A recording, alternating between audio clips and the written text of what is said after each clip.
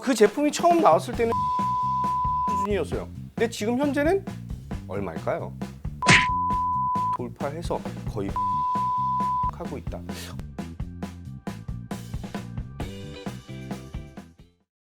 네, 안녕하십니까. 김도형 어드바이저입니다. 요 근래 계속해서 반도체에 대한 설명을 많이 드리고 있어요.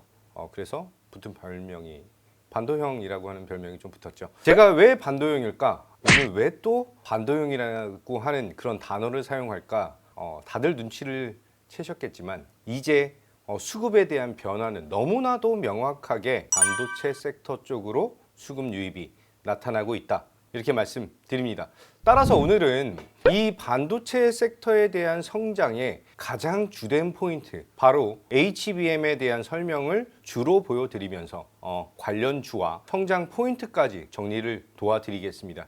부디 이 영상이 여러분들에게 굉장히 큰 도움이 될 수 있는 그런 영상으로 보여드릴 수 있도록 최선을 다해서 설명드리고 가장 중요한 부분 콕콕 집어서 전달해 드리도록 하겠습니다. 자, 반도형의 반도체 성장, 제가 보통은 구두로 이렇게 설명을 좀 드리는데 오늘은 PPT를 조금 만들었습니다. 그래서 한번 보면서 설명드리도록 할게요.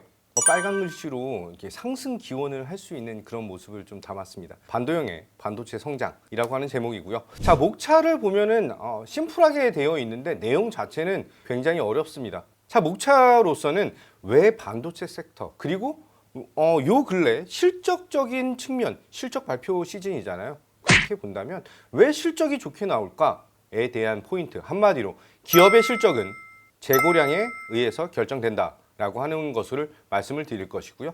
두 번째, 삼성전자, SK하이닉스, 마이크론 등등 굉장히 HBM 쪽에서 공격적인 투자를 진행을 하고 있는데, 그럼에도 불구하고 왜 HBM에 대한 공급 부족 현상이 나타날까에 대한 것은 수요가 폭증하고 있는데 생산량, 한마디로 재고가 부족하다라고 하는 것의 주 포인트 다시 한번 설명을 드릴 것입니다.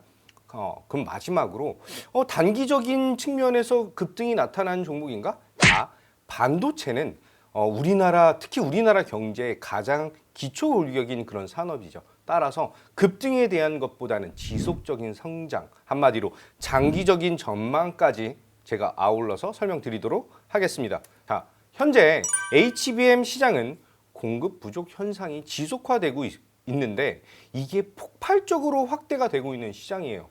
시장에 대한 크기, 혹자는 이렇게 얘기하는 사람들이 있어요. SK하이닉스의 전체 매출에서 HBM이 차지하는 매출이 1%도 채 되지 않아. 그래서 돈벌이가 잘 되지 않아. 이렇게 얘기를 하고 있는데 실질적으로 엔비디아만 본다라고 한다면 굉장히 큰 폭에 대한 실적 개선이 나타나고 있죠. 그 포인트가 바로 H100이라고 하는 그 제품이 처음 나왔을 때는 1,000만 원, 2,000만 원 수준이었어요. 근데 지금 현재는 얼마일까요? 7천만 원을 돌파해서 거의 8천만 원에 육박하고 있다. 주문을 나 이거 H100 받을래 하고 지금 여러분들이 주문을 낼 수도 있어요. 하고 한번 내보세요. 그러면은 1년을 기다려야지만 7천만 원이라고 하는 돈을 주고 그 칩셋 하나를 받는 거예요. 따라서 수요는 폭발적으로 나타나고 있는데 공급이 계속해서 부족한 그런 상황이다. 자, 시장 규모가 2022년에는 11억 정도 규모밖에 되지 않았다. 이렇게 보시면 되세요. 11억 얼마 아닌데? 이거 달러예요. 그래서 11억 달러. 그런데 2027년에는 52억 달러. 한마디로 5년 동안 373% 정도에 대한 성장성을 보유하고 있는 이런 산업. 어떻게 보면은 올해 2023년 상반기 시장을 강타했던 가장 강력한 종목이 바로 2차 전지에서 양극재, 그 안에서도 리튬이었죠. 2차 전지 양극재 쇼티지, 양극재 부족 현상에서 가장 중요한 부분을 차지했던 게 무엇이다? 리튬이었다라고 한다면 이 AI 산업에 대해서 가장 중요한 지금 쇼티지가 나는 게 어떤 것이다? 엔비디아 제품이다. 근데 이 엔비디아 제품의 핵심이 바로 HBM. 따라서 올해 상반기 리튬 시장이 폭발적인 반응을 보였던 것처럼 HBM 시장도 공급자 우위 시장이 지속적으로 연결되는 모습을 보일 수밖에 없다. 이렇게 보셔야 되죠. 따라서 2025년까지 공급 부족 현상이 나타나다가 2026년 대비해서는 이제 거의 쌤쌤 거의 비등비등한 그런 모습을 보여줄 것이고요. 2027년에 가서야 수급에 대한 것이 균형적으로 자리를 제대로 잡을 수가 있다. 그렇게 본다면 주식은 항상 뭐다? 선반영을 하는 것이죠. 따라서 지금부터 해서 내년 상반기 강력한 성장 동력을 보일 수 있는 것들이 바로 HBM에 대한 시장이다라고 보시면 되실 것 같아요. 자, 엔비디아가 전체 시장 점유율의 80%를 가지고 있다라고 말씀을 드렸습니다. 그렇다라고 한다면 나머지 20%에서 대부분은 누가 차지하고 있느냐? 바로 AMD라고 하는 회사이죠. 자, AMD가 이번에 엔비디아보다 HBM 탑재량이 2.4배가 높은 AI GPU에 대한 것을 발표를 했습니다. 한마디로 나는 엔비디아보다 싸게 팔 거야 라고 해서 제품을 내놨는데 그 안에 들어가 있는 HBM을 보니까 2배가 넘게 더 많이 탑재가 되어 있는 그런 제품을 내놨다, 이렇게 보시면 되실 것 같아요. 자, 동시에 그럼 시장의 대장인 엔비디아는 새로운 AI GPU인 B100이라고 하는 것을 2024년 2분기에 출시를 할 것입니다. A700이 지금 가격이 한 7천만 원을 육박했다라고 말씀을 드렸어요. 이것보다 HBM 탑재량이 2.4배 높은 제품이 바로 B100입니다. 내년에는 그 이후에 GH200이라는 것도 나오는 것인데 이게 가장 비싼 제품이 되지 않을까라고 볼 수 있습니다. 자, 그렇다라고 한다면 고민은 여기에요. 기존 기업들이 AI GPU에 대한 가격에 대한 부담, 약간 앨런 머스크는 죄송합니다. 이렇게 삐 처리 한번 해주세요. 하죠. 그래서 아예 그 슈퍼컴퓨터를 만드는데 6천억이라고 하는 자금, 1조라고 하는 자금은 그냥 과감하게 투자를 하는 그런 사람이지만 다른 기업들은 이제 마진율이라든지 여러 가지 많은 것들을 좀 따지고 있는 그런 상황이죠. 그렇게 해서 진행하는 칩이 바로 ASIC라고 하는 칩셋입니다. 근데 이 칩에서도 결론은 뭐다? HBM이 들어가요. 그래서 최근에 아마존 그리고 메타 이런 회사들이 SK 하이닉스를 방문을 했다라고 하는데 주 포인트를 가지고 있는 것이죠. 자, 엔비디아에만 납품하지 말고 니네 갖고 있는 그 기술력을 우리한테도 줘라고 하는 것을 얘기를 하고 있는 것입니다. 결론적으로 추론령을 하던 이게 자체 칩 개발을 하던 이 AI 산업에서 이 HBM이라고 하는 것에 대한 성장 동력이 너무나도 명확하게 나타났다라고 보시면 되실 것 같아요. 자, 그렇게 본다면 이번 이제 공격적인 투자에서 HBM 공급 부족 현상이 수요의 폭발이 지속적으로 나타나는 것에 대한 설명을 좀 드려야 될 것 같은데 이제 GH200 B100, 그 다음에 X100 등에 대한 것이 계속해서 나타나고 있는 그런 상황이에요. 그래서 올해 엔비디아가 HBM에 대한 수요를 생각했던 게 올해가 1200만 개 수준이야. 그런데 내년에는 2400만 개 이상으로 2배 이상 확대를 한다. 한마디로 지금 SK 하이닉스 기준으로 봤을 때 매출의 1%밖에 차지를 안 한다? 네, 맞습니다. 그런데 D램이 흑자 전환을 하고 전체 D램 매출의 20% 이상을 HBM 시장이 확대를 갖고 간다. 이렇게 갖고 가시면 되실 것 같아요. 그러면 야, 그게 말이 돼? 라는 생각을 가지실 텐데 이걸 한번 생각해 보세요. 다나와 들어가서 SK 하이닉스 아니면 삼성전자 32기가 램 한번 찾아보세요. 얼마 하는지. DDR5 기준으로 한 10만 원 정도 할 것입니다. 그런데 이 부분을 HBM으로 전환을 해서 생각을 한다라고 한다면 이게 100만 원이 넘어가요. 그러면 여기서 마진이 더 많이 남는다는 거예요. 기업은 무조건 마진이 높은 쪽에 집중을 하는 것이죠. 그래서 SK 하이닉스도 삼성전자도 마이크론도 이 시장에 진출을 하는 것이죠. 그러면 약간 생각을 갖고 있는 게 이거야. 그러면은 HBM 시장이 공급 과잉이 돼서 경쟁이 심화될 것인데 그러면 너무 좀 불리하지 않을까라고 생각을 하실 것입니다. 중요한 것은 다른 산업과 좀 다르게 반도체 산업은 기술에 대한 고도화가 진행이 된 그런 시장이에요. 한마디로 벌써 발전이 다 되어 있는 산업에서 추가적인 고도화된 기술, 따라서 이 기술을 따라잡기가 굉장히 어렵습니다.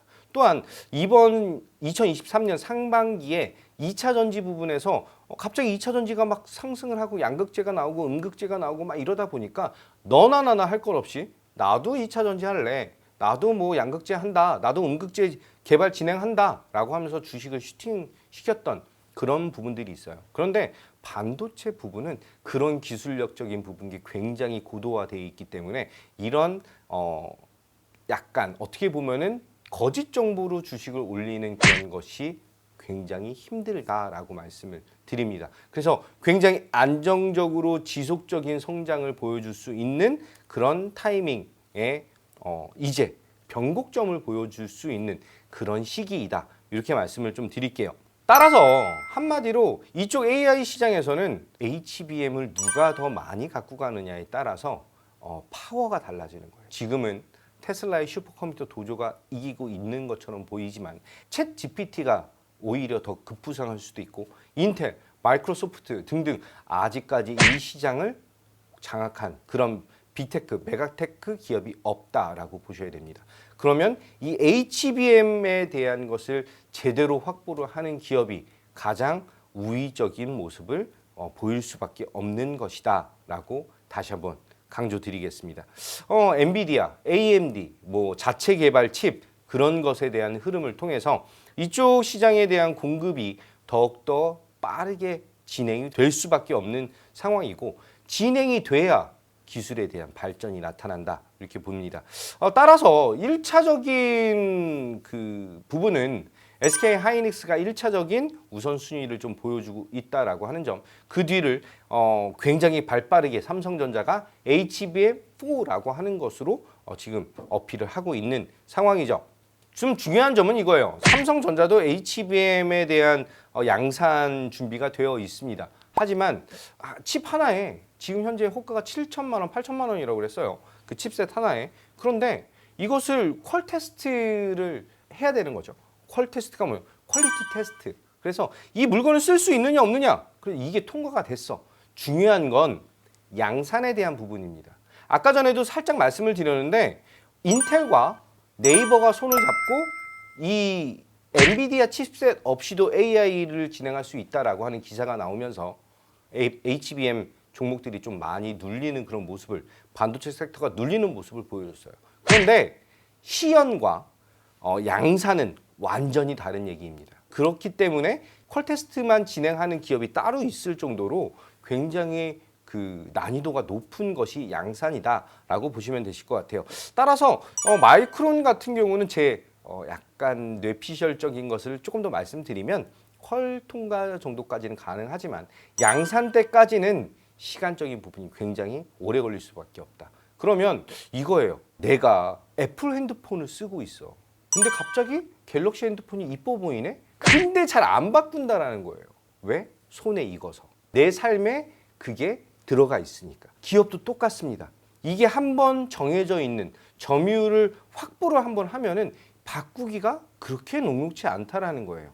그래서 마이크론과 삼성전자가 올라오기 전까지는 어느 정도 기간적으로는 지금 점유율 1위를 지키고 있는 기업에 대한 성장 동력이 더욱더 강력하게 나타날 수밖에 없다. 이렇게 보셔야 되죠. 그럼 그걸로 얼마나 수익을 볼 수 있어? 라고 하는 얘기에 집중을 해보도록 하겠습니다. 자, 장기적으로 이 AI, 인공지능에 대한 것은, 인공지능 반도체는 신경망 처리장치 NPU가 이 GPU를 대신할 수가 있다라고 하는 얘기까지가 나오고 있습니다. 자, NPU에 대한 종목이 칩셋 미디어가 개발을 했다라고 하면서 급등에 대한 모습을 보여주고 있는데, 더 중요한 건 이 NPU에도 신경망 회로 장치에도 HBM이 사용된다라고 봅니다. 따라서 프로세스 연산받기 못하고 있는 NPU도 그 뒷받침을 해줄 수 있는 고성능 메모리가 필요한 그런 시장이 바로 HBM. 마지막 한 줄 정리. HBM이 대박이다. 이렇게 말씀을 드리겠습니다. NPU가 등장해도 HBM은 사용이 되고 독보적인 위치는 불변할 것이다 라고 말씀드립니다. 자, 관련 종목으로 뭐 삼성전자, SK 하이닉스, 한미반도체, DIT, 인텍플러스 이런 종목들이 있어요. 그 중에서 한미반도체 같은 경우는 제가 올해 상반기부터 계속해서 지속적으로 추천을 드렸던 종목인데 3만 원 미만에서 추천드린 그런 종목이기도 합니다. 지금 고점 대비해서는 한 130% 정도에 대한 상승을 보여준 굉장히 괄목할 만한 상승을 보여줬다라고 보시면 되시죠. 그렇다라고 한다면 대장 종목이 삼성전자, SK하이닉스 그리고 한미반도체 이 세 개에 대한 종목이 ETF까지 나오는 이런 모습을 보여주면서 대장에 대한 흐름을 보여주는데 사실 대장에 대한 흐름 조금 심심한 모습을 보여줄 수밖에 없죠. 따라서 그 뒤에 추천드렸던 종목이 바로 DIT라고 하는 종목입니다. DIT는 제가 럭키세븐 방송에서 8월 21일 추천을 드리면서 정확하게 1,200원 정도의 추천을 드린 종목이에요. 그러다 보니까 이후에 10월 달 들어가서 시장이 폭락하는 구간에서도 급등세를 연속적으로 보이면서 1,945원을 터치한 이후에 잠깐 쉬고 있는 그런 구간을 보여주고 있죠. 이 종목에 대해서는 이렇게 설명을 드렸어요. 아까 전에 HBM의 대장이 누구였다? SK하이닉스라고 말씀드렸죠. DIT가 SK하이닉스랑 3년 정도 레이저 어닐링 기계에 대한 연구 개발을 진행을 하면서 이번 그 하반기 3분기에 기계 2대를 납품을 했습니다. 2대면은 얼마야? 150억이에요. 근데 이 마진율이 40%가 넘게 나는 그런 제품입니다. 한마디로 마진율 50%라로 약간 러프하게 생각을 하면은 150억 팔아서 75억 챙긴 것입니다.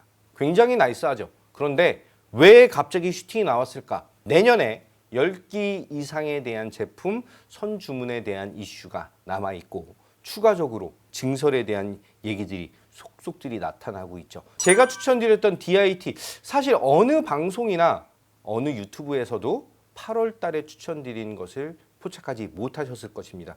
10,000원대에 추천드렸던 가격이 90% 단기적으로 시장에 하락이 나타났음에도 불구하고 90% 이상에 대한 성장을 보여준 종목이다. 이렇게 보시면 되시죠.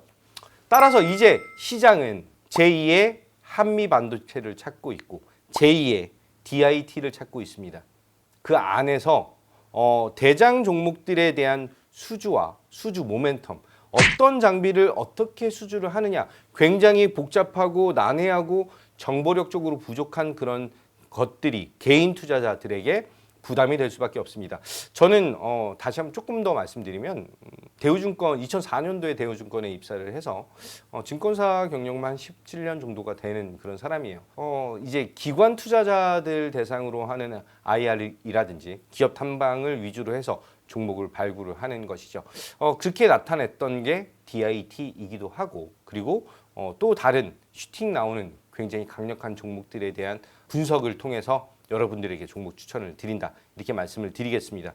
제가 보고 있는 가장 강력한 HBM 시장에서 강력한 성장을 보여줄 수 있는 것은 어닐링 장비, 레이저 어닐링 장비 그리고 패키징 장비, 검사 장비 등등 이쪽에 대한 시장 캐파 확대는 지금 꽉 차 있어요. 그래서 캐펙스에 대한 증가를 기대를 하셔야 됩니다.